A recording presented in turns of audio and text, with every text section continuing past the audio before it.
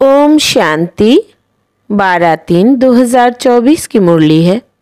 मुख्य रूप से बाबा ने कहा, सतयुग आदि से लेकर कलयुग अंत तक हम कैसे कैसे पाठ बजाते हैं, यह सारा साक्षात्कार हो जाता है। तुम सारे विश्व को आदि से अंत तक जान जाते हो। जानने को ही साक्षात्कार कहा जाता है। अभी तुम समझते हो कि हम दैवी गुणों वाले देवता थे, आसुरी गुण वाले बने, अब फिर दैवी गुणों वाले देवता बन रहे हैं। अभी हम नई दुनिया नए घर में जाएंगे।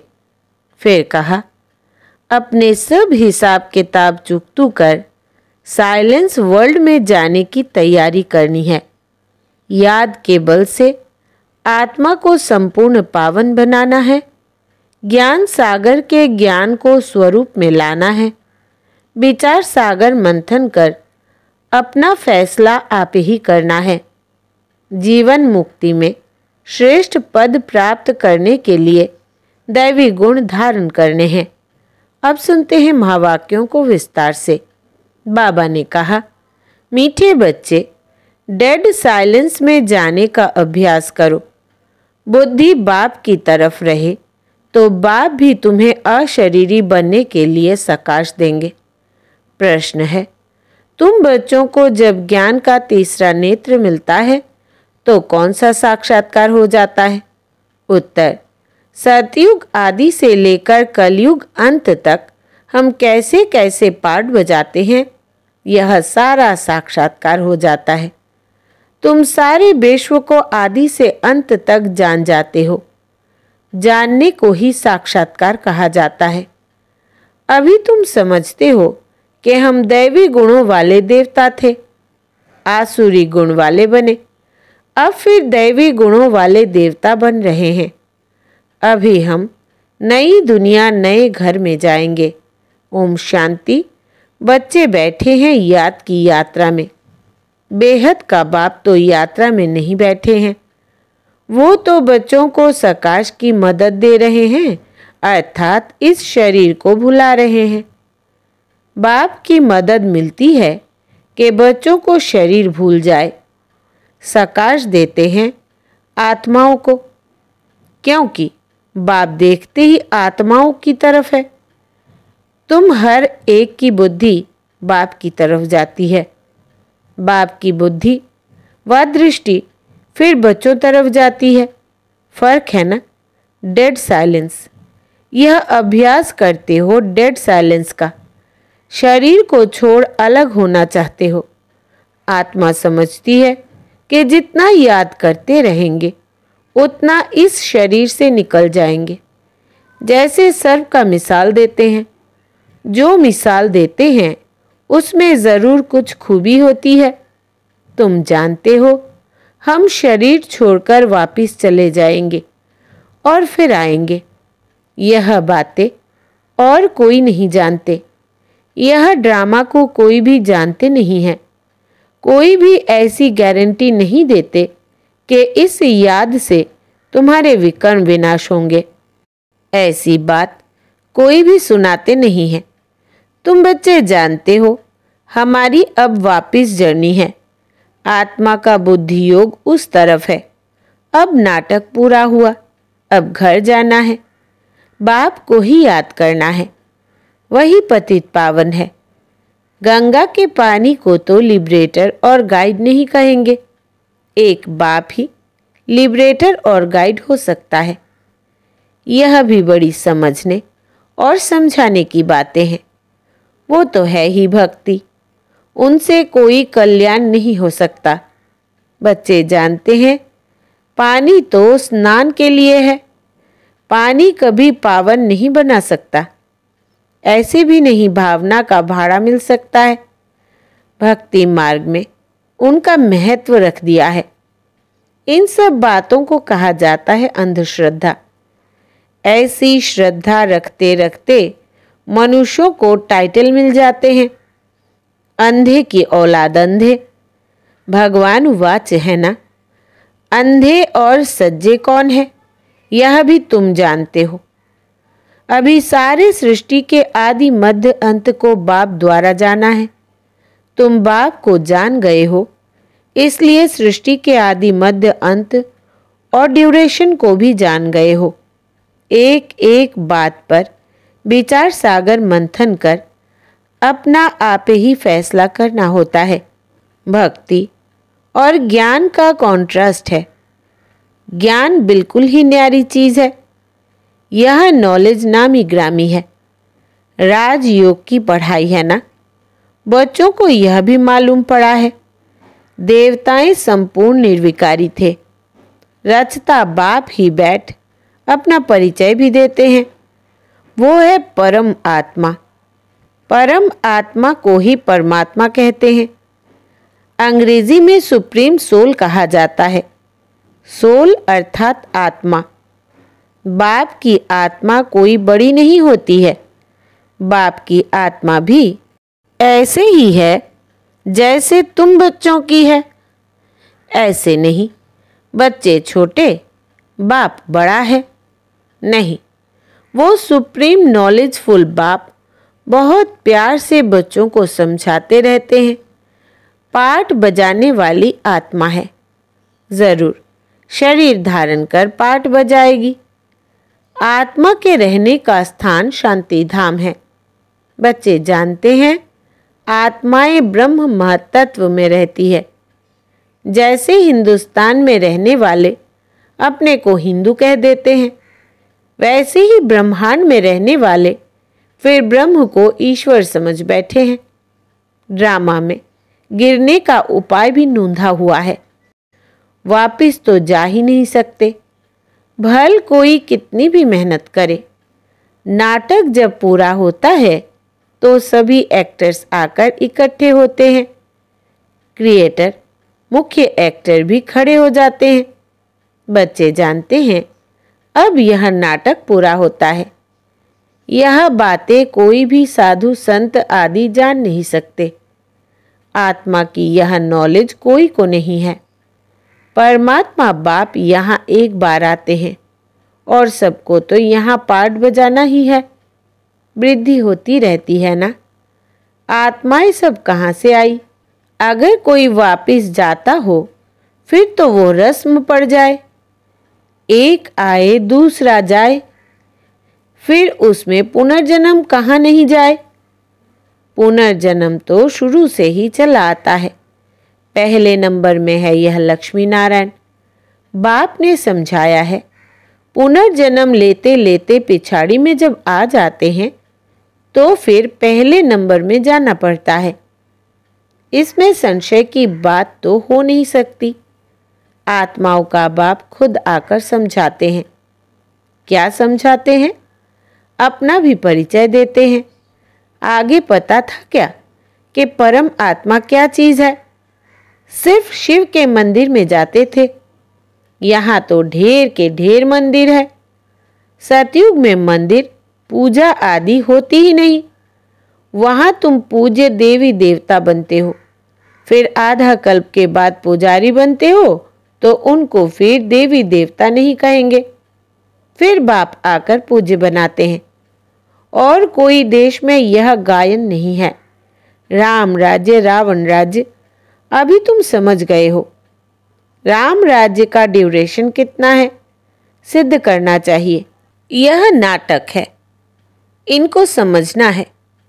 ऊंच ते ऊंच बाप है, वो भी नॉलेजफुल है। हम उनके द्वारा ऊंच ते ऊंच बनते हैं, ऊंच ते ऊंच पद मिलता है।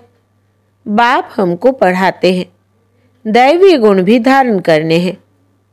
बच्चे वर्णन करते हैं, आप ऐसे हैं, हम ऐसे हैं। इस समय तुम जानते हो हमको इन जैसा संपूर्ण निर्विकारी बनना है। बाप को याद करने के सिवाय और कोई उपाय नहीं है। अगर कोई जानता हो तो बताए। ऐसे थोड़े ही कहेंगे कि ब्रह्म व तत्व निर्विकारी है। नहीं, आत्मा ही निर्विकारी बनती है। ब्रह्म व तत्व को आत्मा नहीं कहा जाता है, वो तो रहने का स्थान है। बच्चों को समझाया जाता है आत्मा में ही बुद्धि है, वो जब तमो प्रधान बन जाती है तो बेसमझ बन जाती है। समझदार और बेसमझ है ना? तुम्हारी बुद्धि कितनी स्वच्छ बनती और फिर मलेच्छ हो जाती है। तुम्हें प्योरिटी और इम्प्योरिटी के कॉन्ट्रास्ट का मालूम पड़ा है। इम्प्योर आत्मा वापिस जा नहीं सकती। अब अपवित्र से पवित्र कैसे बने, उसके लिए रड़ी मारते रहते हैं। यह भी ड्रामा में नूंद है। अभी तुम जानते हो, यह है संगम युग। बाप एक ही बार आते हैं ले जाने। सब तो नई दुनिया में नहीं जाते हैं। जिनका पार्ट नहीं वो शांति धाम में रहते हैं, इसलिए चित्रों में भी दिखाया है। बाकी और जो भी चित्र आदि है वो है भक्ति मार्ग के। यह है ज्ञान मार्ग के, जिससे समझाया जाता है सृष्टि का चक्र कैसे फिरता है, हम कैसे नीचे उतरते हैं। 14 कला से 12 कला होती है। अभी फिर कोई कला नहीं रही है। नंबरवार तो है ना। एक्टर भी नंबरवार होते हैं। कोई का पगार 1000, 1.5, कोई का 100। कितना फर्क हो गया। पढ़ाई में भी कितना रात दिन का फर्क है। उस स्कूल में तो कोई नापास होता है तो फिर से पढ़ना पड़ता है। यहाँ तो फिर पढ़ने की बात ही नहीं, पद कम हो पड़ता है। फिर कभी पढ़ाई होगी ही नहीं। एक बार ही पढ़ाई होती है। बाप भी एक बार आते हैं। बच्चे भी जानते हैं पहले पहले एक ही राजधानी थी। यह तुम किसको भी समझाएंगे तो मानेंगे। क्रिश्चियन लोग साइंस में भी बहुत तीखे हैं और सब उन्हों से ही सीखते हैं। उन्हों की ना तो इतनी पारस बुद्धि ना पत्थर बुद्धि होती है। इस समय उन्हों की बुद्धि कमाल कर रही है। साइंस का प्रचार सारा इन क्रिश्चियन से निकला है, वो भी सुख के लिए ही है। तुम जानते हो इस पुरानी दुनिया का विनाश तो होना ही है। फिर तुम शांति धाम सुख धाम में चले जाएंगे। नहीं तो इतनी सब मनुष्य आत्माएं वापिस घर कैसे जाए। साइंस से विनाश हो जाएगा। सब आत्माएं शरीर छोड़कर घर चली जाएंगी। इस विनाश में मुक्ति अंदर मर्ज है। आधा कल्प मुक्ति के लिए ही मेहनत करते आए हैं ना। तो साइंस और कैलेमिटीज, जिसको कुदरती आपदाएं कहते हैं, यह भी होनी चाहिए। समझना चाहिए यह लड़ाई निमित्त बनती है मुक्ति धाम में ले जाने के लिए। इतने सबको मुक्ति धाम में जाना है। तुमने भल कितनी भी मेहनत की, गुरु किए, हठयोग सीखे, कोई भी मुक्ति धाम जा न सके। इनके साइंस के गोले आदि तैयार हुए हैं। समझना चाहिए विनाश जरूर होगा। नई दुनिया में तो जरूर बहुत थोड़े होंगे। बाकी सब मुक्ति धाम में चले जाएंगे। जीवन मुक्ति में तो पढ़ाई की ताकत से आते हैं। तुम अडोल अटल अखंड राज्य करते हो। यहाँ तो देखो सब खंडों के टुकड़े टुकड़े हैं। बाबा तुमको अटल अखंड सारे विश्व की राजधानी का मालिक बनाते हैं। बेहद के बाप का वर्षा है बेहद की बादशाही। यह वर्षा कब और किसने दिया, यह किसकी भी बुद्धि में नहीं आता है। सिर्फ तुम ही जानते हो। ज्ञान का तीसरा नेत्र आत्मा को मिला है। आत्मा ज्ञान स्वरूप बनती है। सो भी ज्ञान सागर बाप से ही बनना पड़े। बाप ही आकर रचता और रचना के आदि मध्य अंत का नॉलेज दे रहे हैं। है भी 1 सेकंड की बात। सेकंड में जीवन मुक्ति। बाकी सबको मुक्ति मिलती है। यह भी ड्रामा बना हुआ है। रावण के बंधन से सब मुक्त हो जाते हैं। वो लोग विश्व में शांति के लिए कितनी मेहनत करते हैं।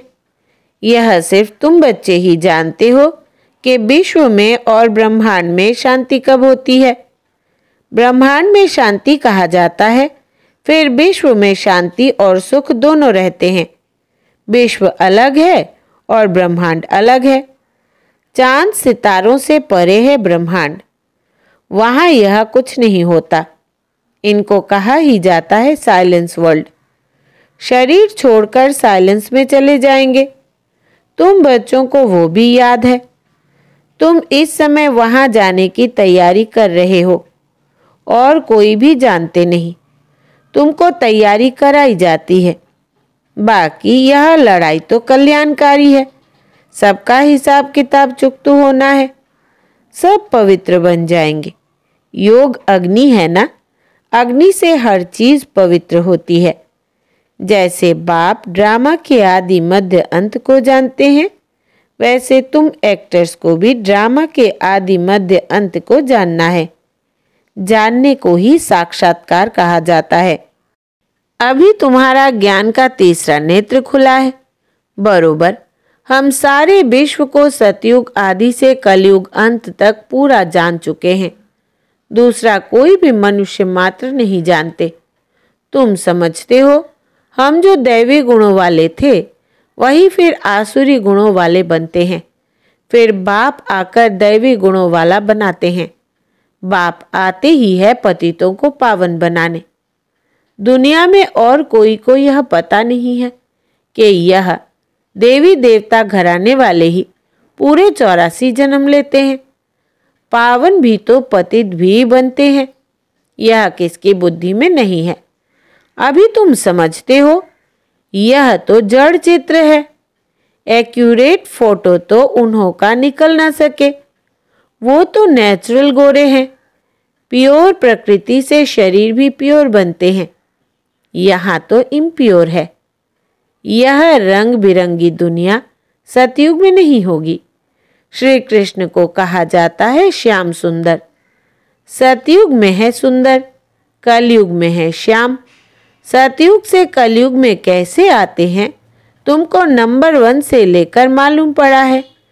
श्री कृष्ण तो गर्भ से निकला और नाम मिला। नाम तो जरूर चाहिए ना। तो तुम कहेंगे श्री कृष्ण की आत्मा सुंदर थी, फिर श्याम बनी, इसलिए श्याम और सुंदर कहा जाता है। इनकी जन्म पत्री मिल गई तो सारे चक्र की मिल गई। कितना रहस्य भरा हुआ है जिसको तुम ही समझते हो और कोई नहीं जानते। तुमको अब नई दुनिया नए घर में जाना है। जो अच्छी रीति पढ़ाई पढ़ते हैं वही नई दुनिया में जाएंगे। बाबा है बेहद की सारी दुनिया का मालिक, सभी आत्माओं का बाप। बाप को मालिक कहा जाता है। यह पढ़ाई है। इसमें कोई संशय व प्रश्न नहीं उठ सकता। इसमें शास्त्रवाद करने की दरकार नहीं। एक टीचर सबसे ऊंचा, वो बैठ पढ़ाते हैं, वही सत्य है। सत्य नारायण की सच्ची कथा शिक्षा के रूप में सुनाते हैं। अच्छा, मीठे मीठे सिकिलधे बच्चों प्रति माता पिता बाप दादा का याद प्यार और गुड मॉर्निंग। रूहानी बाप की रूहानी बच्चों को नमस्ते। हम रूहानी बच्चों की रूहानी बाप दादा को याद प्यार, गुड मॉर्निंग और नमस्ते बाबा नमस्ते। धारणा के लिए मुख्य सार। पहला, अपने सब हिसाब किताब चुकतू कर साइलेंस वर्ल्ड में जाने की तैयारी करनी है। याद के बल से आत्मा को संपूर्ण पावन बनाना है। दूसरा, ज्ञान सागर के ज्ञान को स्वरूप में लाना है। विचार सागर मंथन कर अपना फैसला आप ही करना है। जीवन मुक्ति में श्रेष्ठ पद प्राप्त करने के लिए दैवी गुण धारण करने हैं। वरदान है, बाप के साथ रहते रहते उनके समान बनने वाले, सर्व आकर्षणों के प्रभाव से मुक्त भव।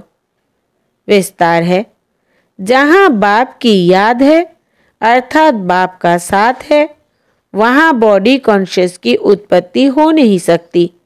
बाप के साथ व पास रहने वाले दुनिया के विकारी वाइब्रेशन अथवा आकर्षण के प्रभाव से दूर हो जाते हैं। ऐसे साथ रहने वाले साथ रहते रहते बाप समान बन जाते हैं।